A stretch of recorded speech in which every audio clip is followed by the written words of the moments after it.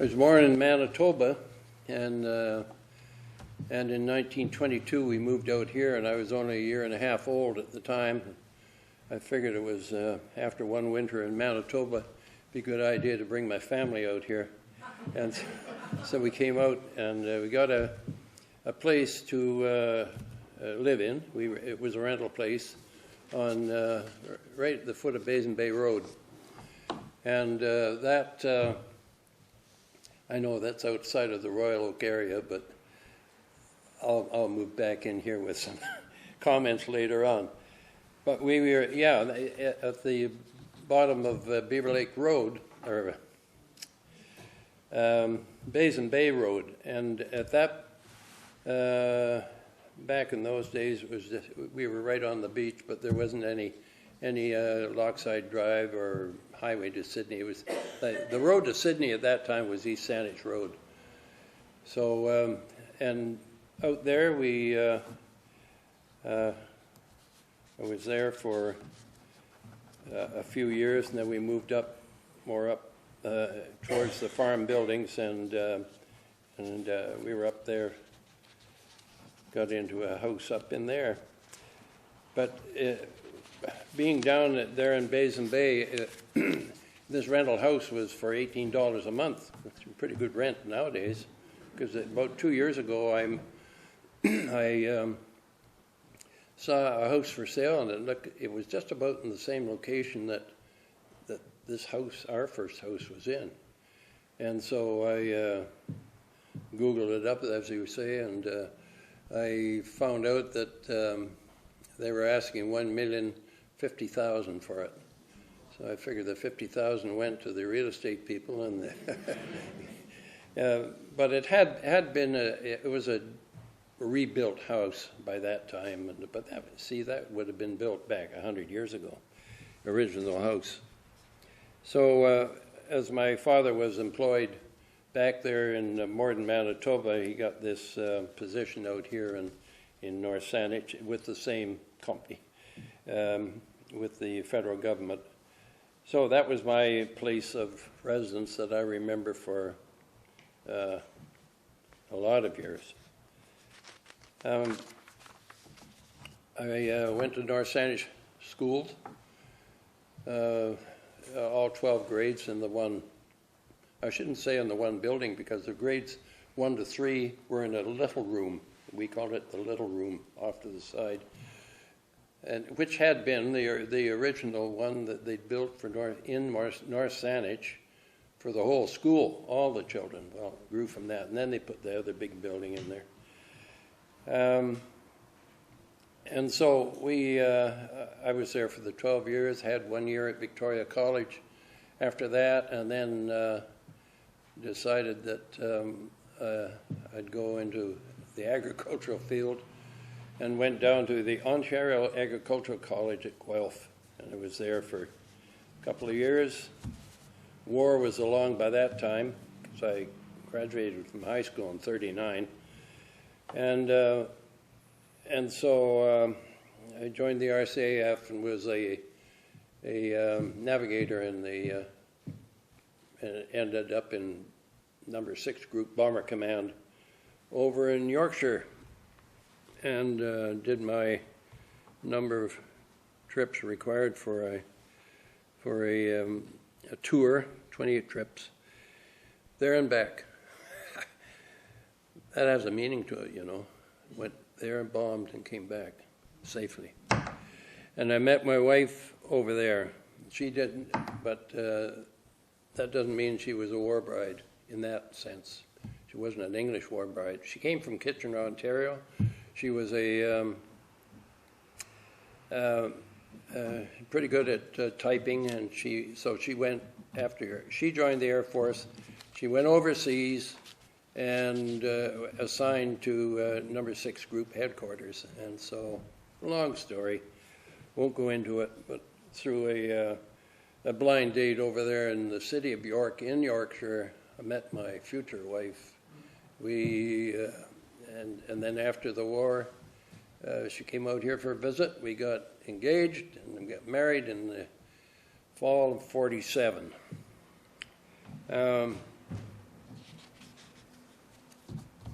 our first place of residence was down in Gonzales Hill, Gonzales area there, and Richmond Road, and it was just rentals there until we could, we decided we'd be able to build a house down there.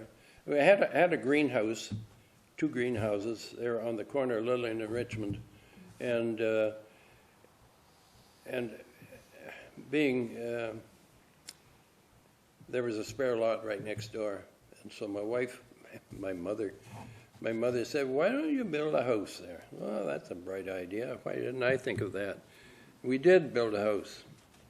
Payne and Townsend were building houses all up and down Shelburne Street at that time, so we got them to build a nice 2-bedroom house. By this time we had 3 children, and then by 1953, we'd been in the house for 2 or 3 years or so. Twins came along, and that made 5 children and 2 parents in a 2-bedroom house. So that's where I started looking around for land, and that's and I found in a real estate store window down there in Victoria, they had advertised this place out on Beaver Lake Road, and that was sounded like it was out in the country and be a good place to maybe look around. So it had the 716 Beaver Lake Road on it. They should never put that on, because I took that address and went out, and I found the Sheldrake property down here next to Roy Jules. Remember Roy? Right. He was the farrier. That was a new term to me, even though I had been in agriculture for a while. Lots of horses back on the farm, but yeah, Roy Jewell, good neighbor. He took me into the emergency ward once at the Jubilee Hospital. I had a cut in my hand. And anyway, Roy Jewell's house is still there. That's the, what is it, GVRD? Their Parks building, and you know that, I guess. Parks building is there for all their municipal parks.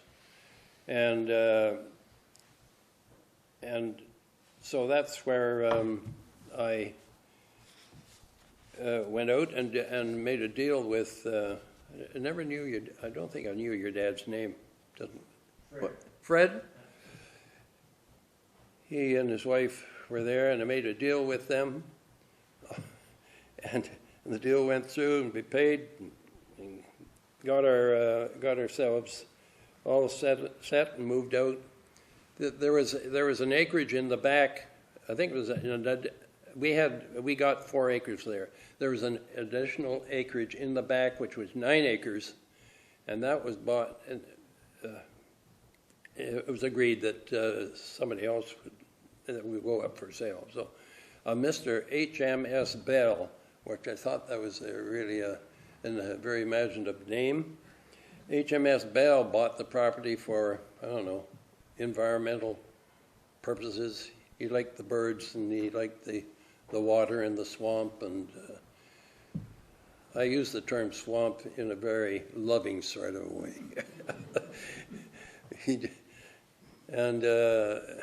Anyway, there's lots of water around, as Grant will verify. So we got going there, but I guess I should tell you that the real estate guy came along, salesman came along in his nice convertible a couple of months later and wanted his money. And anyway, some fast talking back and forth, and I didn't see why I should be paying money when I did all the work myself and paid the lawyers and so on. Anyway, I got out of that, and so I wanted to build a greenhouse, and there was a nice flat area there in front of to the side of the house. I should point out that there was another road allowance. Oh, there was a road allowance between Jules and ourselves.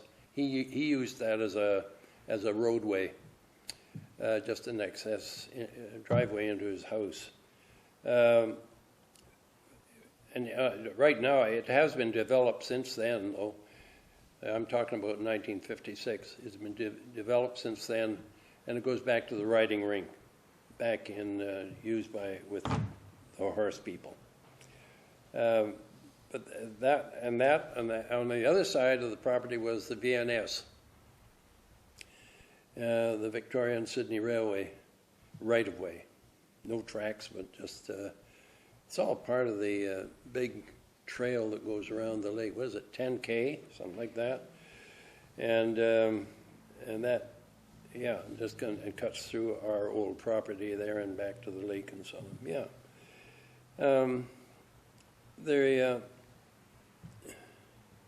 So I built a greenhouse on the property there.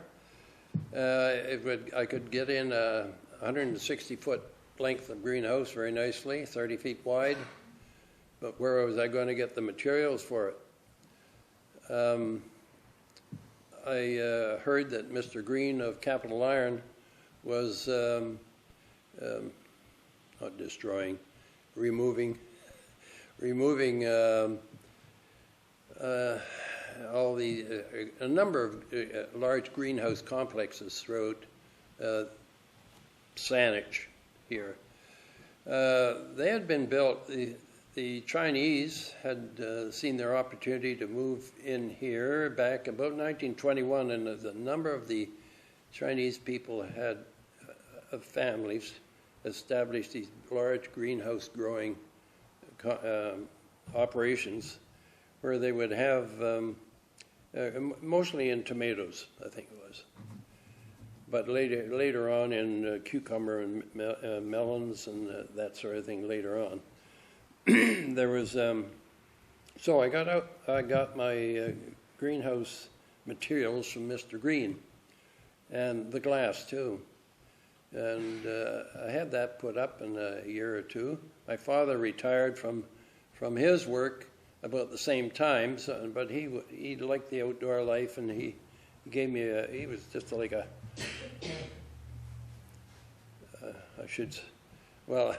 hired help, sort of a volunteer, unpaid sort of thing. But he would come up every day, put in almost an 8-hour day, and he never would eat with us.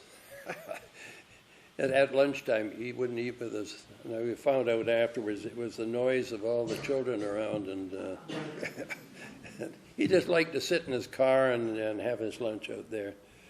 Mother washed up all the glass that went into that greenhouse in a wash tub, square wash tub, and washed up all the dirty old glass that came from the other place, had to be washed. I have a note here about the ventilators, and the ventilators always have to have ventilators in the greenhouse, and they're every 6 or 8 feet long. You need to have a large ventilator and a stick, and you push it up every day. But anyway, that didn't last very long, and I heard they were just what's the term? Dismantling, tearing apart a greenhouse, a conservatory out at Royal Roads. That's the right term for these fancy places where they grew the palm trees and so on inside. But anyway, it was a castle in those days. It was known to us. It was one of Dunsmuir's houses for his wives, or his wife, I can maybe put it that way. Anyway, I got the ventilating equipment from Mr. Green again, and that was a great asset. You come home from being in town in the afternoon, and the ventilators had to be closed, and you just I say, Dennis, go out and close the ventilators. Well, he'd go out there and work this wheel around. It was just the worm gears, and it was easily operated, and you just wheel this down. The whole 160 feet, both sides would come down. that was that was a good asset. I'll just throw in here, or put in here, I didn't know where to talk about it, but we just came through Beaver Lake Road here a few minutes ago, just to check out the old home site, you know. And down at the end of the road here, across the road where you come on to West Sandish Road, there's a house in there. And I know it was an old roadhouse. And Dennis came up with the name of the people that had been in it. It was Bertram. And the Bertrams lived in that house. But it was a roadhouse, just like I envisaged it, like Prairie Inn down there at Sandiston. And but you know, it doesn't have a pub or anything like that. But it was where, I guess, you people would know more about this than I. But it would be where in the horse and buggy days, so to speak, it would be a stopping station on the way out to Deep Cove, points north, and just like over there at Sandiston. When we were here and back in the 50s and 60s, I'm pretty sure there was a barber in there. Is that right? I see some nodding heads. Okay. Anyway, that was the roadhouse there. Now, a couple of adventures back here on the Beaver Lake Road property. My son Dennis is here with us today, but he can crouch down his chair if this is too much for him. But my wife and I, we asked our children after leaving this area here, which I'll talk about in a few minutes. We had to go into town, but we had them write their memories of what their experiences on Beaver Lake Road, because they were all, well, they weren't all, but a number of them were in teens. By this time, we had 8 children out here. Okay, and a number of them were teenagers, and this happened one morning back in 1956. I think we just arrived, really, within the year, anyway. Shortly after and Dennis is writing this, and he says, in the late summer of '56, shortly after we had moved from Richmond Road out to Beaver Lake Road, I decided to get up early one beautiful sunny Sunday morning. Before Mom and Dad were out of bed, I found myself exploring the old barns at the back of our new property. Between the two barns was a 30-foot-high Douglas fir tree, which seemed to have the branches spaced just perfectly for climbing.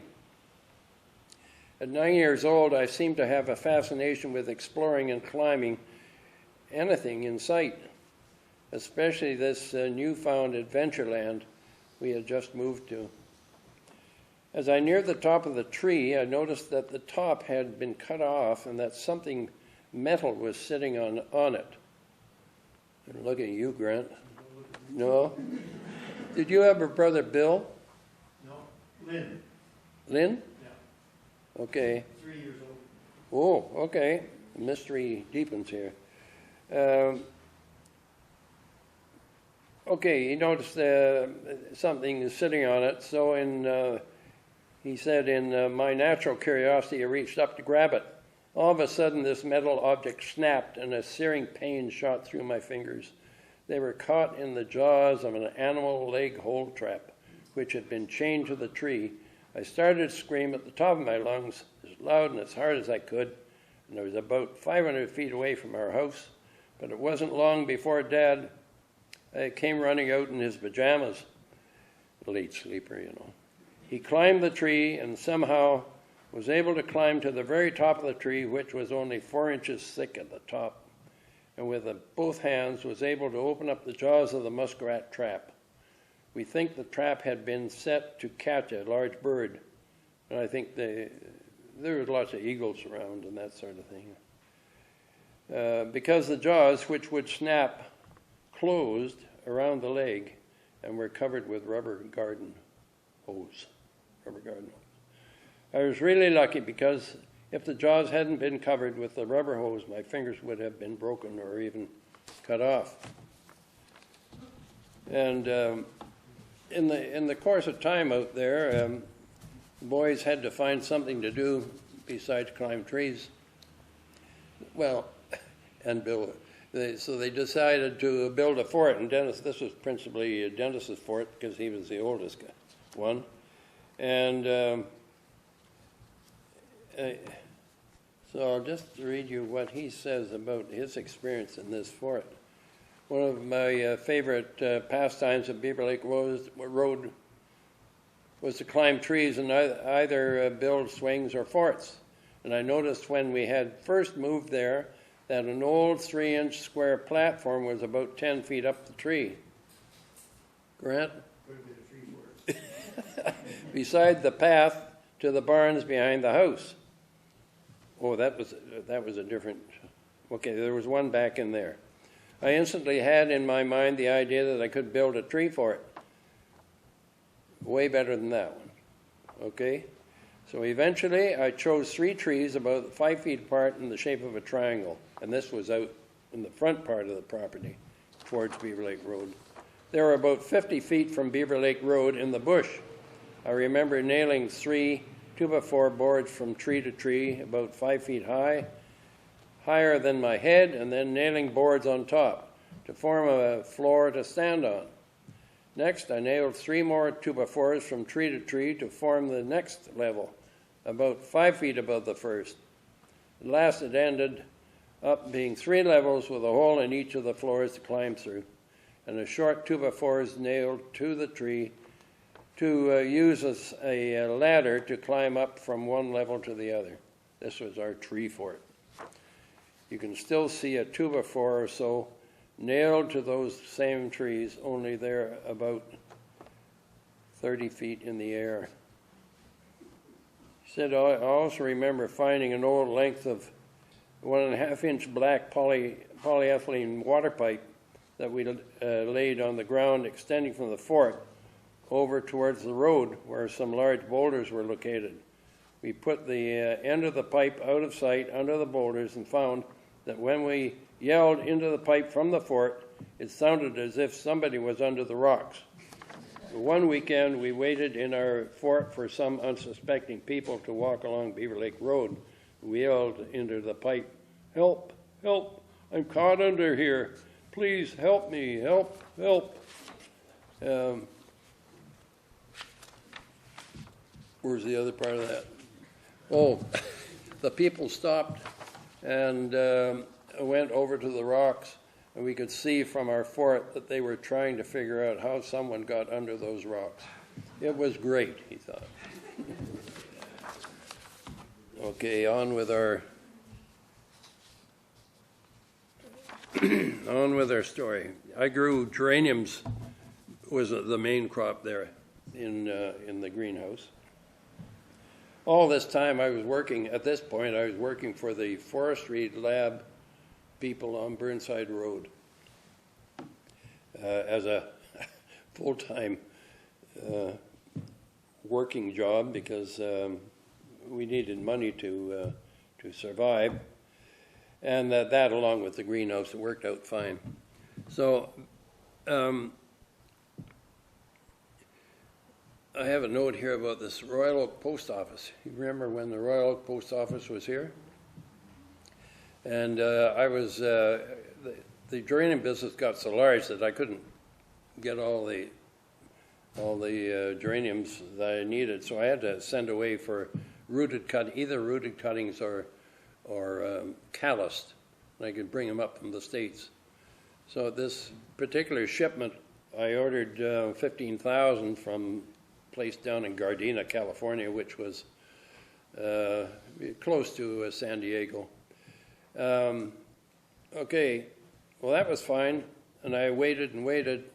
2 weeks later, they didn't arrive for about 2 weeks, and of course they got to come some customs down here. When I went to customs and found out what had happened, they had sent them to Royal Oak, Michigan, which is kind of out of line. And they were really yellowed off and didn't look good at all. 15,000 of them. And so, but I thought, well, I'm going to put in a claim anyway. I better put in a claim, but I'll see what I can do with these little critters. And so I gave them a lot of TLC and was able to bring them back into color, cut some roots on them. And I must have saved about 90% of them. So I had close to 15,000 there, but in the meantime I reordered another shipment. So I had, and they came Royal Oak, BC, and so I had 30,000, which at the beginning of the year I didn't plan on that many. But with this big greenhouse I was able to grow them all on, and in those days I had enough customers. I was growing wholesale then, and there was lots of opportunity to dispose of them, and so it wasn't a disaster after all. But it was interesting. Royal Oak, Michigan, and I'd heard of Royal Oak, Michigan, but never in that context.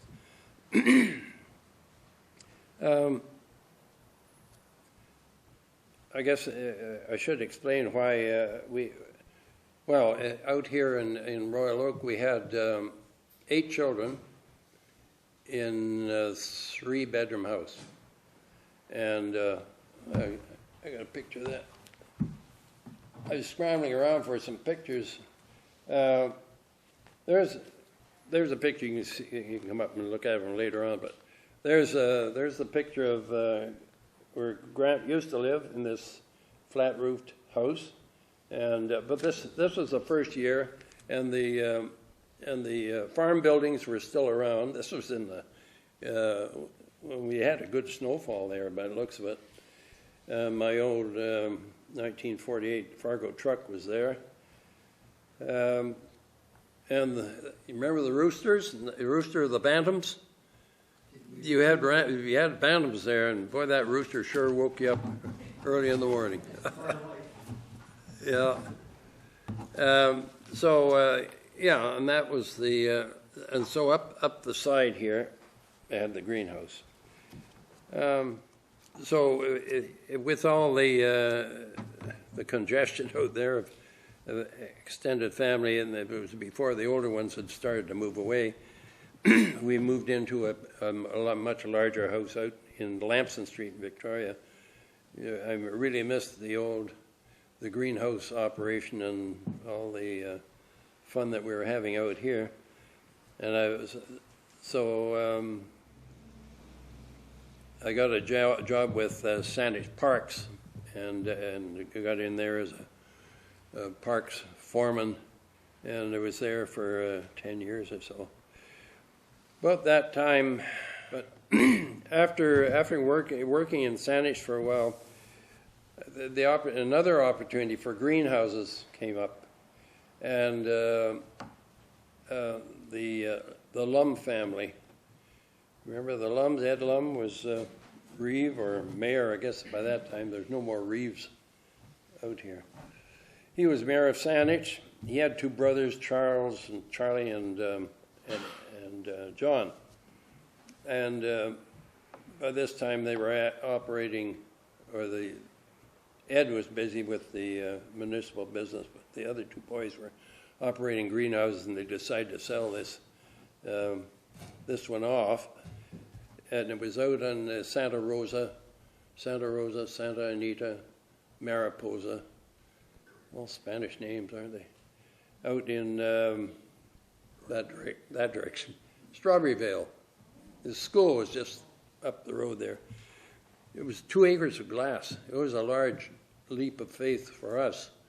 And I got another friend of mine who was supplied the finances more or less for this, and I supplied the expertise. And it turned out to be the largest greenhouse operation growing white spine cucumbers west of Medicine Hat. Well, when I first heard that, I said, "Why Medicine Hat? That's away in the middle of the prairies, middle of the winters, when the winters can be pretty tough back there. Medicine Hat sits right over top of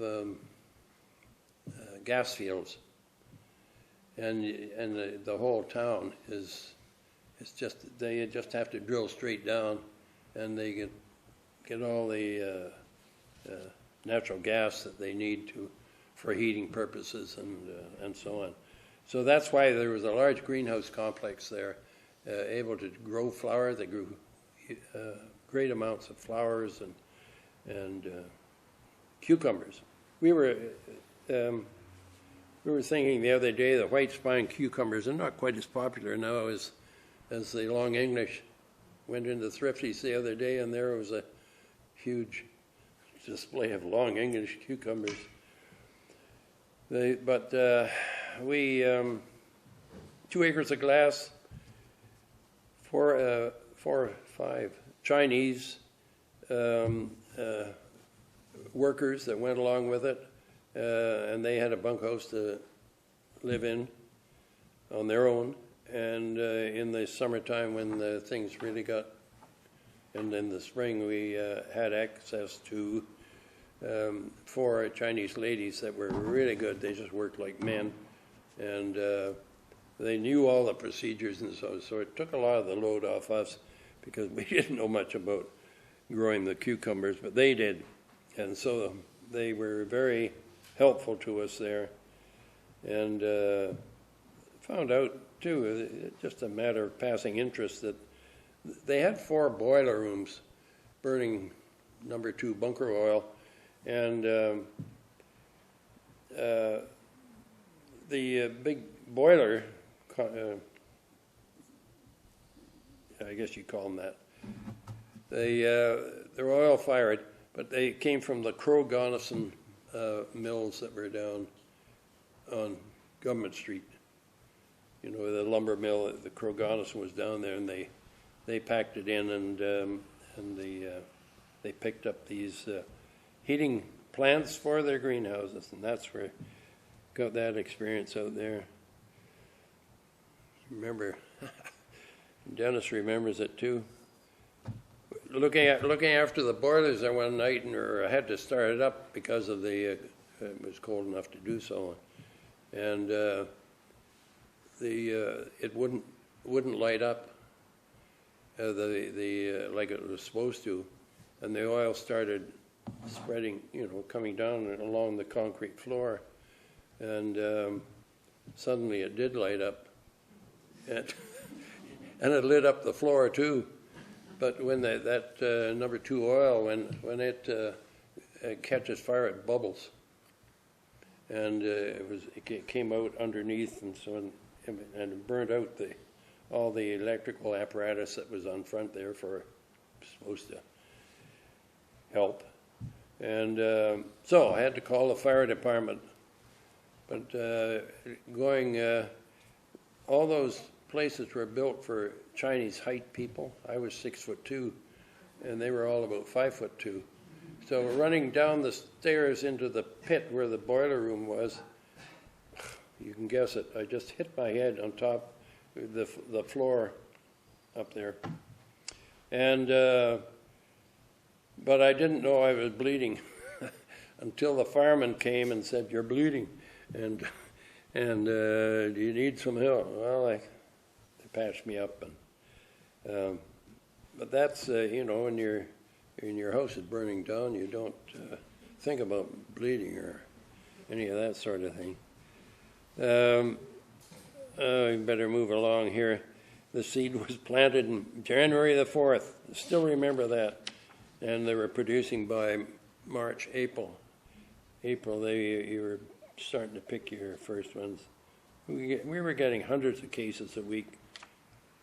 We had 2 trucks and they were trucks that had sides that could be removed at times when necessary. And we all the cucumbers there, cucumber plants, throughout the houses were top dressed with the soil was top dressed with manure, and the Lums, they had made arrangements with the racetrack people out at Sandown, Mr. Diamond, remember? Out at Sandown to get, just for hauling it away. Price was right. So we'd send, or go out, I went out a few times, but then I found that Dennis and his friend, Paul Moulton, could do the same job. They both had driver's licenses, so I'd send them out to pick up, and then we'd stockpile it back at the greenhouse and so on. They would go out, and there's no such thing as bobcats or anything like that for front end loaders, and you just pitchforked it on. You forked it all with manure forks. That was, and that worked well. And then they'd bring in and pitch it all off again out here at the ranch. The thing was that I had reports there one day that there was 2 trucks seen racing along number 17 Pape Highway here, with each of them with a steaming load of manure in the back, and they couldn't figure out what was going on. Because they couldn't race very much anyway with their older trucks, and but I put 2 and 2 together and figured out the boys just wanted something, spice up life, and we just. I guess the steaming part happened when they had to stop at the traffic lights, and the people wouldn't appreciate that very much. Sort of like running along in a truck, behind a truck that has chickens, that are transporting chickens to the factory. And all the feathers flying, and the smell too. I'm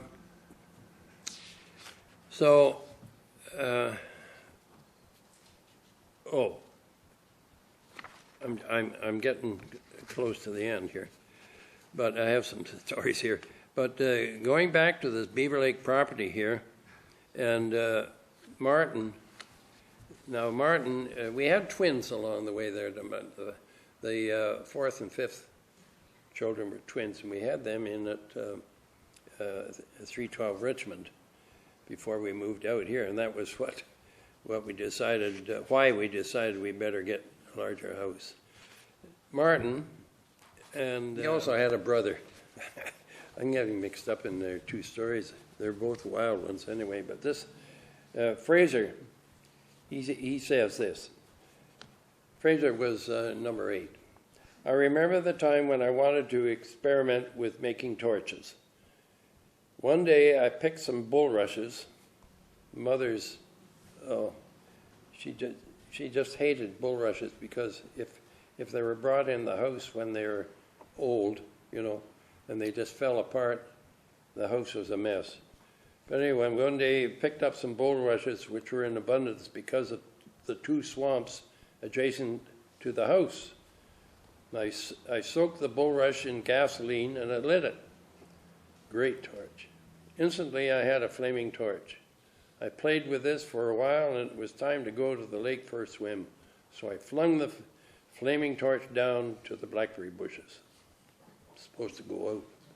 Unfortunately, I hit the wooden bridge. Remember that, Grant? The wooden bridge behind the house there? Towards the barns? Which crossed the flow of water between the 2 swamps. I thought the torch was out, so I went to the lake. An hour or so later, I was out on a raft at the lake, and I hear fire engine sirens. I thought that there must be a grass fire, as they were most common this time of year, of course. Yes. When I went home later that day, I was informed that by my mother, that the torch I'd been playing with and thrown down by the bridge had set the bridge on fire. The sirens I heard were the fire department putting out the fire. I was more careful in the future, or maybe Dad did, or maybe Dad hid his gas can. But anyway, he must have, because when my friend Ricky Martin, who was the next door neighbor, and I wanted to have some fun by pouring gas on our shoes and lighting them. We couldn't find the gas. So, bringing up father, about the 3 railways that went out through the peninsula here, and went through Royal Oak and right out to, the north end there. There's the BC Electric, which down here was known as the Interurban nowadays. And it went right through the farm, the experimental farm. And there was a station house there for people to get off and enjoy the park and so on, and then get back in and go back into Victoria. So, and that building is still out there and in the farm park right now. And that was just within spitting distance, as they say, within the house that we lived in. So that was a BC Electric, and that went right out to the chalet at Deep Cove. And that was torn up in 1926. There was the VNS went through the farm as well, Victoria and Sydney Railway, and that was the one that was the property line with our property over here at on Beaver Lake Road. And then there was the CNR, and a little story here about the CNR. The boys in Sydney got a neat little trick going with the CNR. CNR went right out to Sydney, to the mill out there, and picked up all the lumber and that sort of thing that had to come in to Victoria for shipping. Probably went to Ogden Point and so on. So they got the bright idea. If they hopped on the back of a train load of lumber, sight unseen, that they would be able to take a ride into Victoria. Well, what they did was that they would get off, at Quadra Street at Borden's there. The CNR passed over Quadra at that point, and they figured out that any bus coming out, or passenger carrying buses coming out from Victoria, would have to stop at that same intersection, stop, look, and listen, all those big signs that used to be there, and that they would hop off the train at that point, and when the bus stopped, they would hop on. The buses in those days had the ladder up the back, and on the top was the railings around and hold all your luggage, and so that's the way that worked. They would ride in, hop off the train it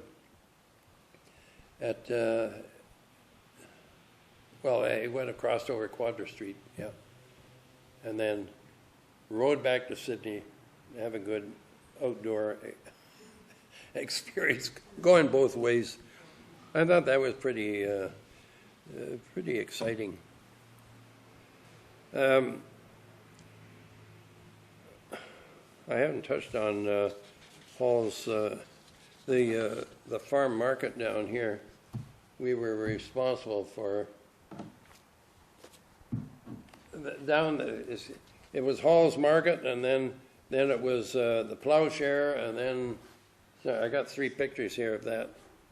Oh, here, that was a roadside stand, and they had to build it 25 feet back from the road allowance. That's why it's so far back here. That was a rule that nobody except me had to follow. This was John Tall's property. It was an ex-nursery in here, good land. So that was my first sign. First sign there was just on pipes and so on. And then I don't have an awfully good. And then we put up Denison, I think it was Dan Potter. I don't know whether the Potter name involved in this area at all. But we went, excuse me, we went down to the beach, went down to Esquimalt Lagoon, and got a couple of logs off the beach that were about 50 feet long or so, and got them trucked back here, put them in the ground, built a sign around it, and that was a real good fixture. And that was between the ditch and the building. That was, and it's now, I think Georgie, is it Georgie's Cafe? George's Cafe down here, may have a different name by now. But yeah, we spent a few years there, and then we moved back over into Hastings Street. And Dennis had come back from working on the prairie for a while, and Medicine Hat brought some Medalta crockery back with him, and that's what we were selling in the roadside stand there for a while until we ran out of crockery, and he went into the irrigation business, and we developed the Halls Irrigation, which has been around here for a few years now. But Dennis, I retired back in 1987, and Dennis retired kind of in the last year or so. I think he's used as a consultant. It's still a very large part of another business.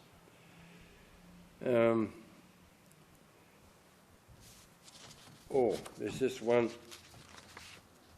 How many of you remember the roller skating rink on the east side? Roller skating rink? Great, I got one. No?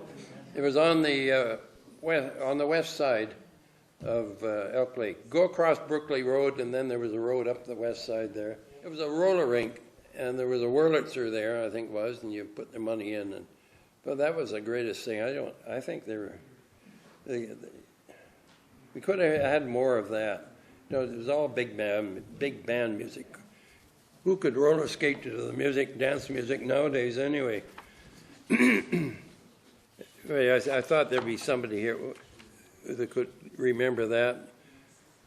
That was just before the war, I think, wasn't it? Yeah.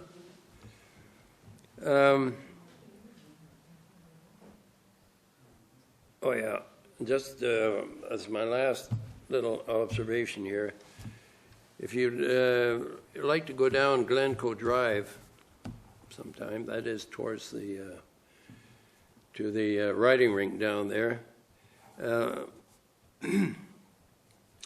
there's a tree down there. One of the first trees was planted there by my father. He, at his retirement back in about 56, he brought with him from the farm some seeds, and I still had my greenhouse in Victoria at that time. And anyway, we developed these seeds, and they grew into this. It'd be a golden cypress, I guess, for lack of a more official term. And just as it came along here an hour or so ago, we had a look over, and it's still standing there. And I'm going to go back. Some years ago, we asked the GVRD if there was some way that we could just clear the blackberries away from the tree and just put a little post up or something with some recognition of my father's. No, you can't do that. I think they misunderstood whoever it was. One of the family had gone in and asked to do this. They thought that we were going to bring in a tree and plant it there. You're not allowed to do anything like that. A memorial in memory of somebody. Does that sound right? You're not allowed to do that. Or a bench. I'm going maybe too far there on that, but so I'm going to go in and see if we can't get some sort of an arrangement. Because the trees there, it's a beautiful tree. It's about, 40, 50 feet high now. Yeah, but it was just from seed. We put in on a property line that divided the 4 acres from the 9 acres. Yeah. Okay, that winds things up pretty well, and I'm glad to be here. I hope I haven't taken up too much of your time. I don't even know when I started, but well, that's an hour. Thank you very much.